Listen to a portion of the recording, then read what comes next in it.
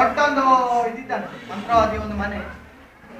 ಆ ಮಂತ್ರವಾದಿಯ ಸ್ಪೆಷಲ್ ಏನಂದ್ರೆ ಅವರು ಪಾಪ ಪರಿಹಾರ ಮಾಡ್ತಾರೆ. ನೀವು ಅಲ್ಲಿ ಹೋದಾಗ ಮೇನ್ ಆಗಿ ಅಲ್ಲಿಂದ ಯಾರಿಗೆ ಮಕ್ಕಳಾಗ್ಲಿಲ್ಲ ಅವರಿಗೆ ಮಕ್ಕಳನ್ನು ಕೊಡುವಂತ ಒಂದು ದೇವರು ನನ್ನಲ್ಲಿದ್ದಾರೆ ಅಂತ ಹೇಳ್ಕೊಂಡು ಅವರು ಮಂತ್ರವನ್ನು ಮಾಡ್ತಾ ಇದ್ರು.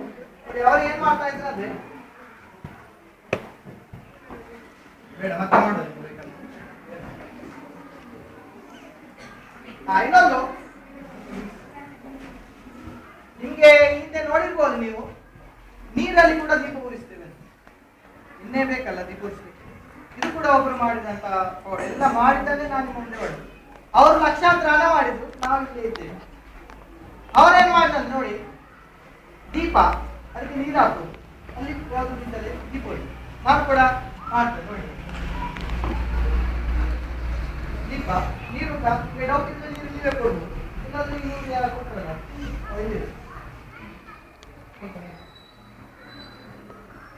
ನೀರಲ್ಲಿ ದೀಪ ಉರಿಸ್ತೇವೆ. ನಮ್ಗೆ ಎಣ್ಣೆ ಅಗತ್ಯ ನೀರ ನೋಡಿ, ಏನಿಲ್ಲ ಟೆಸ್ಟ್ ಮಾಡ್ಬೋದು. ಏನಿಲ್ಲ ನಮ್ಮದು ಏನಿಲ್ಲ, ನಿಮ್ಮಲ್ಲಿ ಎಂತ ತಿಂದಿಲ್ಲ ಅಂತ ಹೇಳ್ತಾರೆ ದೀಪಾವಳಿ ನೋಡಿ. ನೀರು ಹಾಕಿದ್ದಾರೆ, ನೀರು ಹಾಕಿದ್ದಾನೆ.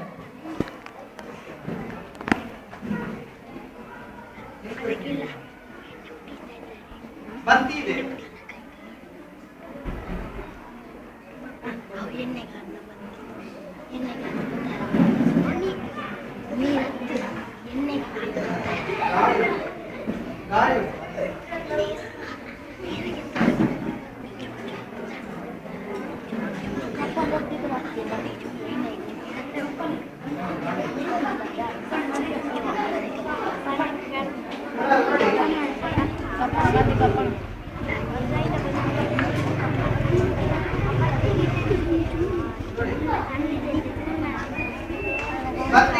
ನೀರಲ್ಲಿ ದೀಪ ಉಳಿಸ್ತೇವೆ. ಇದು ಕೂಡ ಪಿಕ್ಚರ್ ಇದೆ ನೋಡಿ, ನೀರಲ್ಲೇ ದೀಪ ಉಳಿಸ್ತೇವೆ ನೋಡಿ.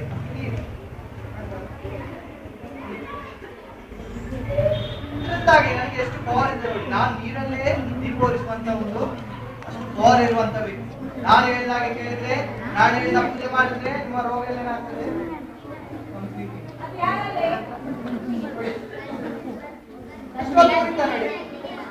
ಹಾ ಕರೆಕ್ಟ್. ಯಾರು ಹೇಳ್ತಾ ಹೇಳಿದ್ರು?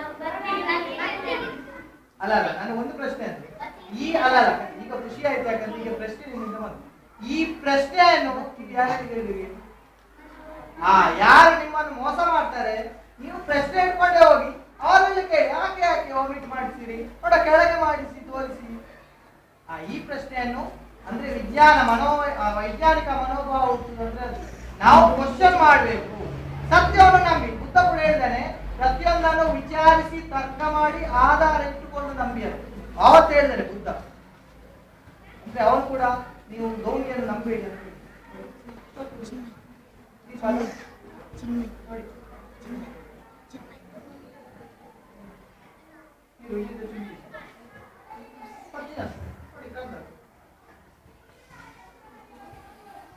ಯಾಕಂದ್ರೆ ಅಷ್ಟು ಶಕ್ತಿ ಇದೆ ನನಗೆ. ಯಾಕೆ ಸುಳ್ಳೆಲ್ಲ ಮಾಡುದಲ್ಲಿ ಏನಿದೆ ನನಗೆ? ನಂಬಬೇಕು.